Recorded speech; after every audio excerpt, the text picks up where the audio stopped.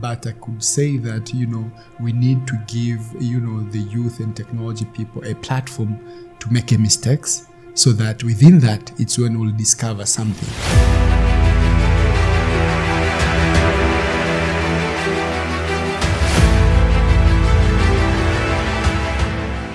What concerns you the most about the tech ecosystem in Tanzania? What concerns me the most? I think it's more of we need to do more and speak less. That's the most important thing. Say more about that. What do you mean?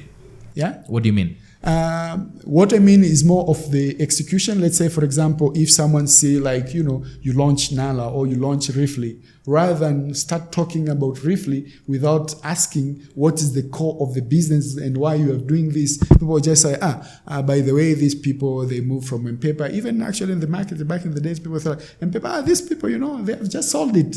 They didn't even ask you, even within the ecosystem. So it's more of we need to have, and thanks God now we have TSA, Tanzania Startup Association, which of course we are on the group and push that we need to have, even weekly catch-up events, not really meetings, but events for people to connect. Because you see, entrepreneurship is a lonely corner of a journey.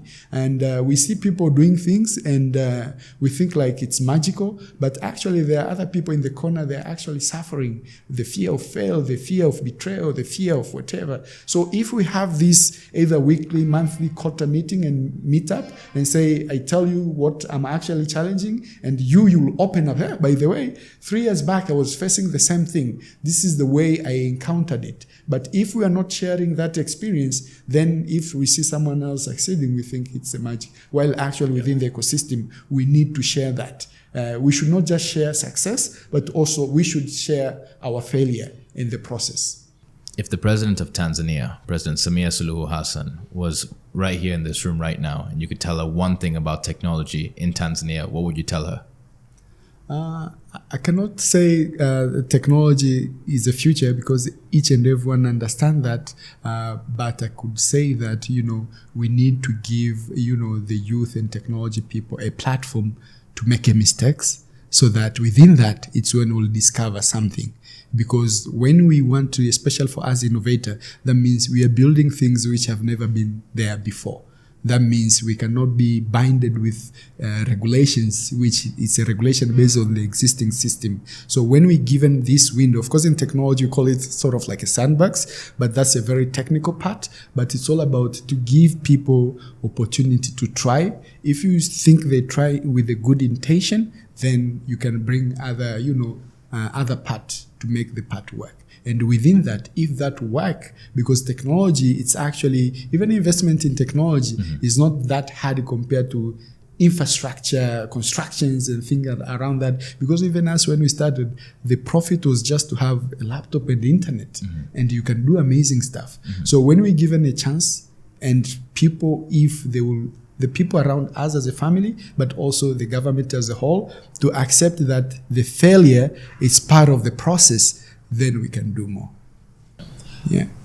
In the Tanzania tech ecosystem or the space, we're here in Nairobi today, and yesterday we had a discussion about comparing both ecosystems. Why do you believe Tanzania's ecosystem is behind Kenya's? Yeah, I think it's more of the networking and people daring to meet and of course to discuss other things. I think we discussed last night when we had that gathering after the event, whereby people are willing to meet and share, and someone can come just on your face like, oh Benjamin, I do this and this and that, while I think on our market people, they still have a fear, that daring of doing something. People think like, for me to go and meet Benji, I have to ask my uncle, I have to ask all the connection, why they can actually call you. Me, for example, anyone who call me within my number, even if it's a known number, I call it back and you make those meetings. So it's that daring, but also we cannot complain much on the regulators and whatever, but it's all about, ourselves in terms of the people which we work together. How are they going to push themselves to deliver more? And to reduce a little bit, I don't call laziness, but more of daring to do more. And of course, where do you think that comes from? Yeah. Where do you think that comes from, that fear that you talk about? The fear, I think it's our markets, for the way I have seen, I've been into different countries, I think we're more relaxed. And everything is easy. You see in Tanzania, even back in the days, if you want water, you can just walk in someone's door and say, hey, can I have water? In another country like in US, you cannot do that. So the fear that if you're in another country, if I need water, I need to walk to get water, it's what we don't have in our country. But I think with time, with this new generation, I start seeing that start growing. People, they want big things, and they know that to get big things, they have to work for it. What has been one of your hardest moments as a founder? The hardest moment as a founder? I think the main hardest moment as a founder is when you believe in something and you see people, they don't really see the picture, and you really have to fight and unpack. Sometimes, you have to do whatever it can be done. That's have been, the moment which you cannot explain, and you let it go, though you know that that thing, if you could do it this way, it could actually work. And sometimes it's mostly happening on the client side. You're trying to explain, you're trying to do this, but because someone else have, priced it cheaper, they think it's a way to go with it. What is, when you have people at the organization, you talk about people leaving, people get higher salaries here and there, and like you understand that. What is the most important piece of advice when you're hiring somebody that you'd give a fellow founder? The main piece of advice, it's actually to look into the person if they really understand the vision of the company, and are they willing to be on the, on the rough road before we go to the main road, and to continue telling them that this actually is the main road, but can you please, let's start from this, and always not to compare you with the likes of, the Google and whatever, but us as a startup founder, we need also to sell that.